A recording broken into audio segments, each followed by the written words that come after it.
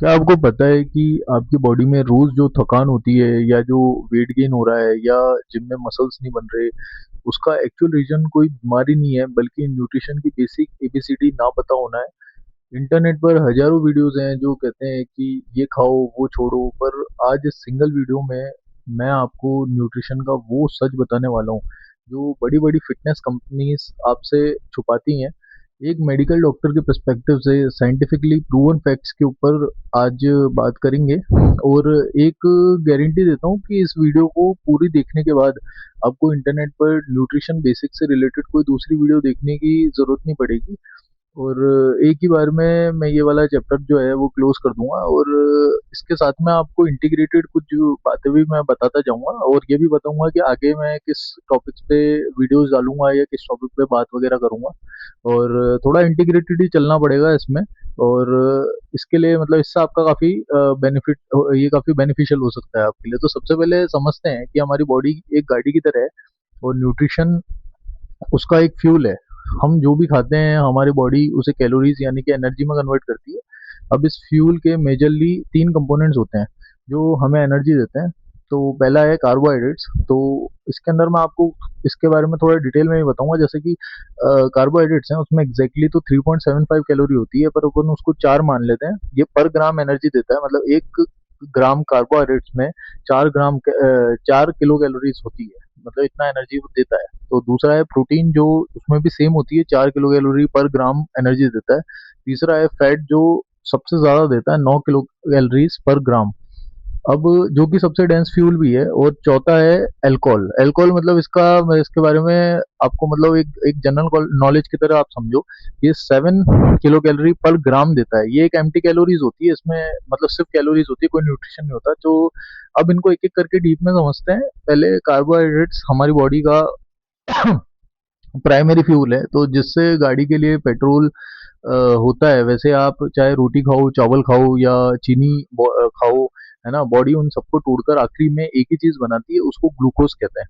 आजकल इंटरनेट पर सारी बात सिर्फ प्रोटीन पर हो रही है, बट सच बताऊं तो सबसे इम्पोर्टेंट, जैसे ओबिसिटी, डायबिटीज, पीसीओडी और जितनी भी लाइफस्टाइल प्रॉब्लम्स हैं, उनमें सबसे बड़ा जो खेल है वो कार्बोहाइड्रेट्स का ही है। मतलब लोग सोचते हैं कि फैट खाने से मोटे होते हैं, पर असली गेम सारा कार्ब्स का है। जब आप बहुत ज्यादा सिंपल कार्ब्स खाते हैं, जैसे मैदा, चीनी या वाइट राइस ले लो, तो ब्लड में ग्लूकोज का लेवल एकदम से स्पाइक होता है। और इस ग्लूकोज को ठीक करने के लिए पेनक्रियाज है, वो पेनक्रियाज से मतलब इंसुलिन निकलता है, और इंसुलिन एक एनाबॉलिक हार्मोन है। तो इसका काम है एक्स्ट्रा ग्लूकोज को उठाकर पहले ग्लाइकोजन बनाना और बचे हुए एडिपोज टिश्यू को यानी फैट में कन्वर्ट करके स्टोर कर देना। तो बार बार इंसुलिन स्पाइक होने की वजह से बॉडी में इंसुलिन रेजिस्टेंस पैदा होता है, जो सारी लाइफस्टाइल बीमारियों की जड़ है। तो अब कार्ब्स के टाइप्स भी देखते हैं थोड़ा सा, मतलब वो भी एक इम्पोर्टेंट है। अगर कोई बंदा बहुत ज्यादा न्यूट्रिशन में रुचि रखता है तो उसको ये चीज काफी बेनिफिशियल होगी इसके लिए। तो सबसे पहला जो टाइप है, मतलब तीन तरीके के होते हैं। तो पहला है मोनोसेक्रेट्स और डायसेक्रेट्स, तो जिन्हें हम सिंपल शुगर्स भी कहते हैं।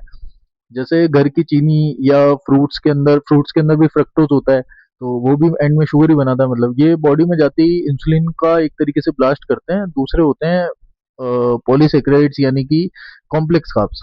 तो जैसे चावल हो गया या दलिया हो गया, है ना, कि चावल में मतलब ब्राउन राइस हो गया, या धीरे धीरे मतलब टूटते हैं। और तीसरा है डाइटरी फाइबर, जो ऐसे कार्ब है जिसे हम इंटेस्टाइन डाइजेस्ट ही नहीं कर पाती। अब जैसे सलाद हो गया या ग्रीन वेजिटेबल्स हो गई, ये आपके डाइजेस्टिव सिस्टम के लिए एक तरीके से झाड़ू का काम करते हैं एंड पेट साफ रखते हैं, और आपकी जो इंसुलिन है उसको स्पाइक करने से रोकते हैं। अब अगर जैसे कि हमारी मतलब ये तो सारी एक बेसिक, और एक जितनी मतलब आपको एज अ नॉन मेडिको अगर कोई भी इंसान है और जितनी इंफॉर्मेशन चाहिए कार्बोहाइड्रेट्स के लिए, इतना इनफ है।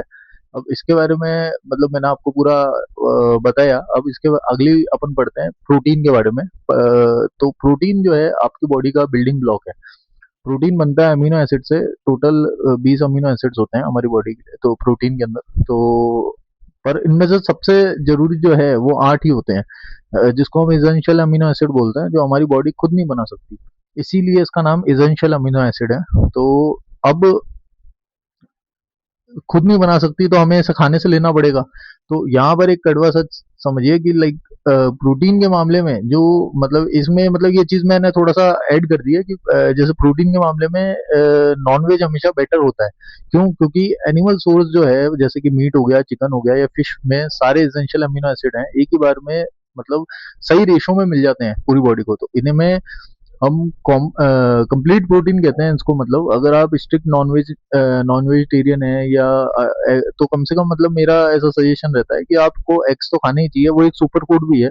अब ऐसा नहीं है कि मैं यहाँ पे नॉनवेज को प्रमोट कर रहा हूँ और कोई मतलब लोग कोई वेजिटेरियन है कोई वेगन आदमी आकर के बोलने लग जाए। अब जो फैक्ट है वो है। तो जैसे अब एग वाइट है वो सबसे प्योर और इजीली डाइजेस्टेबल कंप्लीट प्रोटीन है। आपको जानकर के हैरानी होगी कि एग वाइट की बायो अवेलेबिलिटी 100% है, जो सेम वे प्रोटीन आइसोलेट की होती है। तो प्योर वेजिटेरियन डाइट में प्रॉब्लम क्या है, मतलब मैं बताता हूँ कि ये जो वेज सोर्सेज में अमीनो एसिड मिसिंग होते हैं, उनमें उन्हें इनकम्प्लीट प्रोटीन बोला जाता है। तो एग्जांपल के लिए जैसे जो आपकी दाल है, फॉर एग्जांपल सबसे कॉमन एग्जांपल देता हूँ, तो उसमें मिथ्योनिन नाम का एसेंशियल अमीनो एसिड जो होता है वो मिसिंग होता है। मतलब मिसिंग नहीं होता है तो बहुत ज्यादा कम होता है। तो अब जो आपका चावल है या गेहूं है उसमें लाइसिन नाम का अमीनो एसिड मिसिंग होता है। तो इसलिए हमारे बड़े लोग भी ऐसे मतलब बड़े तो क्या मतलब, पर लोग कहते हैं कि भाई दाल चावल मिला करके खाओ, तो आपको इनको मिक्स करते हैं तो दाल का मिसिंग अमीनो एसिड चावल से पूरा हो जाता है और चावल का फिर दाल से हो जाता है। तो ये अब वो बड़े कहते हैं तो मतलब वो तो भाई लोग ऐसा सोचते हैं। अब वो बड़े तो भाई आज उनको आज इतनी रिसर्च है तो ही नहीं समझ पा रहे, वही पहले तो क्या समझते होंगे। बट ठीक है, मान लो ठीक है, बड़े कहते हैं जो भी है। तो वेज सोर्सेज से कंप्लीट प्रोटीन प्रोफाइल कैसे पूरी करें और मतलब एक फूड का क्या अमीनो एसिड स्कोर है, और इस पर मैं अलग से एक डिटेल वीडियो बनाऊंगा जिसकी मतलब वो काफी बेनिफिशियल होगा। तो आप चाहो तो इसको शेयर वगैरह कर देना किसी दोस्त के साथ में, जिससे भी अगर आपको करना हो तो। अब आते हैं सबसे कंट्रोवर्शियल टॉपिक पर कि भाई अल्कोहल है, इसमें 7 किलो कैलोरी पर ग्राम एनर्जी होती है और ये फिटनेस को मतलब डिले कर सकता है ना। क्योंकि वो ऑक्सीडेटिव स्ट्रेस डालता है आपकी बॉडी पे। पर मेडिकल साइंस और रिसर्च इसके बारे में और भी कुछ कहती है, जैसे मैं आपको बताता हूँ। जैसे यूके हेल्थ गाइडलाइंस के मुताबिक मैन के लिए 3 से 4 यूनिट और वुमेन के लिए 2 से 3 यूनिट मैक्सिमम लिमिट बताई गई है। पर डे की है ये, पर मंथ या ईयर की नहीं है। और पर सेफ है का मतलब ये नहीं है कि हेल्थ ड्रिंक है तो ठीक है। लोग कहते हैं कि रेड वाइन है वो हार्ट के लिए अच्छी होती है, तो लोग क्या कहते हैं, बट इसके पीछे क्या है ये मतलब सच है। इसमें क्या है, इसके पीछे एक एविडेंस बेस्ड साइंटिफिक रीजन है। रेड वाइन में एक पावरफुल एंटीऑक्सीडेंट कंपाउंड पाया जाता है जिसे बोलते हैं रेस्वेट्रोल। तो ये कंपाउंड आपके ब्लड में, इसको आप मतलब चाहो तो इसको गूगल करना है, इसके बारे में पढ़ना अगर आपको पढ़ना है तो ये क्या करता है कि ये कंपाउंड आपके ब्लड वेसल को प्रोटेक्ट करने और एलडीएल यानी कि blood cholesterol low density lipoprotein बोलते हैं। तो एलडीएल जो होता है वो ब्लड कोलेस्ट्रॉल को कम करने में मदद कर सकता है। इसका कैच ये है कि एलडीएल को कम करने में मदद कर सकता है। तो इसका कैच ये है कि इसका मतलब ये नहीं है कि आप पूरी बोतल पीना चालू कर दो, या तो इसका ये फायदा सिर्फ उसके लिए है जैसे कोई एक सेफ मिनिमम मॉडरेशन लिमिट तक ही, मतलब अगर आप पियो तो वो सही है। जैसे पर डे उसके लिए 100 ml लगभग की वो डोज है, तो वो बहुत कम होती है। अगर कोई बंदा मतलब नशे के हिसाब से पीता है, मतलब उसको हाईनेस फील नहीं होगी उस डोज में बिल्कुल भी। तो वो हो गया। अब बात करते हैं फैट पे। तो फैट हमारी बॉडी का इमरजेंसी पावर बैंक है जो 9 कैलोरी पर ग्राम एनर्जी देता है, जैसे कि मैंने आपको पहले बताया था। तो लोग फैट से डरते हैं, पर ये आपके हार्मोन जैसे टेस्टोस्टेरोन बनाने के लिए सबसे जरूरी है। फैट्स में पहले होते हैं सैचुरेटेड फैट्स जो रूम टेम्परेचर पर जम जाते हैं, जैसे घी हो गया, बटर हो गया, या कोकोनट ऑयल भी आपने देखा होगा कि सर्दियों के टाइम पे वो जम जाता है। तो इनमें इन्हें मतलब लिमिट करना चाहिए, मतलब लिमिट में खाना चाहिए। दूसरे होते हैं कि इतना अच्छे, इतना they are not good, very good for health. दूसरे होते हैं अनसैचुरेटेड फैटी एसिड्स, तो जैसे ऑलिव ऑयल हो गया या सरसों का तेल हो गया, ये हार्ट के लिए अच्छे होते हैं। और तीसरे होते हैं एसेंशियल फैटी एसिड, जैसे कि ओमेगा 3 हो गया या ओमेगा 6 ले लो, जिसके अंदर लेनोलेनिक एसिड होता है। तो जो ब्रेन और जॉइंट्स के लिए बहुत जरूरी है, जैसे फिश ऑयल या फ्लैक्सीड्स ऑयल, ये बेस्ट होते हैं मतलब आपकी पूरी बॉडी के लिए। और उनका अलग अलग मैकेनिज्म भी है लेकिन ये है कि फ्लैक्सीड्स है उसमें ईपीडीएच कम होता है। इसके बारे में डिटेल में बात करेंगे बाद में, बट ये एक बेसिक है। तो यहाँ पर सबसे बड़ा कुकिंग ऑयल मिथ भी एक चीज होती है, जैसे मार्केट में हार्ट फ्रेंडली बोल करके बेचे जाने वाले हाईली रिफाइंड वेजिटेबल ऑयल्स आते हैं, जैसे रिफाइंड सोयाबीन और सनफ्लावर ऑयल। तो एक्चुअली प्रोसेसिंग के दौरान उसमें प्रॉब्लम क्या होती है, फिर वो थोड़ा सा पॉलिटिकल हो जाएगा। असल में उसमें क्या एडल्ट्रेशन होती है इंडिया में, जो बहुत बहुत ही कॉमन अब चीज है। इसमें ये है कि कच्ची घानी सरसों का तेल यानी कोल्ड प्रेस्ड मस्टर्ड ऑयल वगैरह, ये सब आप कोल्ड प्रेस्ड ऑयल वगैरह यूज कर सकते हो, वो ज्यादा बेटर रहते हैं। देसी घी वगैरह मॉडरेशन में यूज करना चाहिए, ये सब चीजें। इसका ऐसा कुछ नहीं होता है कि देसी घी खाओ तो गोडों में जान आ जाएगी और या दिमाग आप अमर हो जाओगे, ऐसा कुछ नहीं होता है। ये सब मिथ्स हैं। तो मेडिकल साइंस में अलग अलग, वैसे हेल्थ कंडीशन के अंदर अलग अलग हेल्थ कंडीशन के लिए अलग अलग डाइट्स भी बनाई गई है, रिसर्च डाइट्स होती हैं, वो अवेलेबल है। इनके बारे में हम आने वाली वीडियोस में भी डिटेल में बात करेंगे। जैसे मैं आपको दो तीन एग्जांपल देता हूँ। जैसे एक डाइट है जिसका नाम है डैश डाइट।